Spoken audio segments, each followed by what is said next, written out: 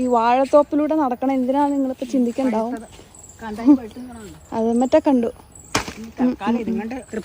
അതെ, മുമ്പ് നിങ്ങൾ ഇല വെട്ടണ കണ്ടില്ലേ? അതെന്തിനാന്ന് കാണൂല്ലോ. ഇനി കാണാൻ പോകുന്നതേ ഉള്ളൂ പൂരം. അതെ, അണിയറയിൽ. അതെ അതെ അതെ അതെ, നല്ല കിഡിലൻ ഒരു 4 മണി സ്നാക്കാണ്. പണ്ടൊക്കെ വീടുകളിൽ ഇഷ്ടം പോലെ ഉണ്ടാക്കിയിരുന്നതാണ്. ഇപ്പൊ വീടുകളിൽ തീരെ ഉണ്ടാക്കാത്തതുമായിട്ടുള്ള ഒരു സ്നാക്കാണ്.